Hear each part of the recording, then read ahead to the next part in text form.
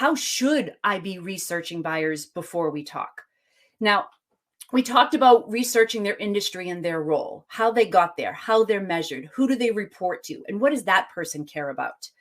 But I also want you to make sure that when you're doing this research and you look at what are the trends that are happening, the easiest way to do this is to subscribe to the places where they're going to be reading.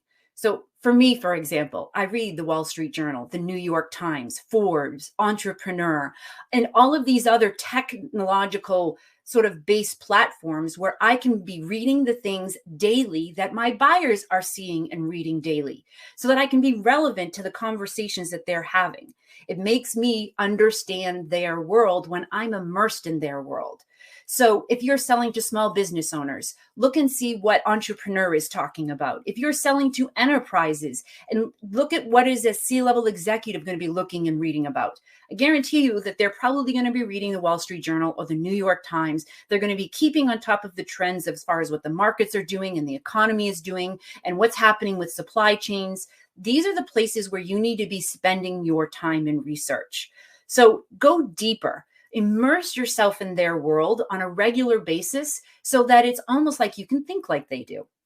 So those are my best tips for how to research, how to have better discovery calls, and how to actually engage with your buyers in a way that they're going to find valuable to them. So let's look at one last thing here and see if we have any more questions that are coming in. Lou, it doesn't look like we have a ton of questions coming in. So I'm hoping that all of you are going to be able to listen to this a little bit later on. And if you have questions that come up, please reach out to me and let us know. Now, before we close off, I want to make sure that everyone here knows about our newsletter, because this is something that we're putting out for subscribers only. Before we start talking about this on social media, we are talking to our audience about the things that we're learning every day in the research and the data. So make sure you subscribe to our newsletter to be first to know about the new things that we're learning in the research and data. And also subscribe to our newsletter on LinkedIn, because we're posting it there as well as it starts to emerge. Now, I have one ask of you all, if you're all listening still, is I have this idea of how we can use these buyer first ask me anythings to really get inside the heads of our buyers. And well, the best way to do that is to actually talk to them.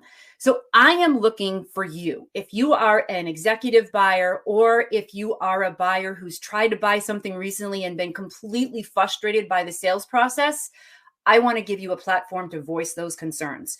Because the more we can hear from you, the buyers, about what creates value for you and what doesn't, then that together is how we can apply some of this research and data that we're seeing into the real world. So if you'd like to be a guest appearance on the next Buyer First Ask Me Anything, shoot me a direct message through LinkedIn or through my Facebook account or even on YouTube and say, hey, I had this really awful buying experience and I'd like to dissect it with you. Or if you've had an incredible buying experience that you wish everybody could emulate, I want to hear about that too. Or you can also directly email me at Carol, C-A-R-O-L, don't forget the E, at unboundgrowth.com. Let me know that you're interested in appearing on our show, and we're going to make it happen. So until next time, everyone out there, have fun, keep learning, keep sharing, and we'll see you then. Bye, y'all.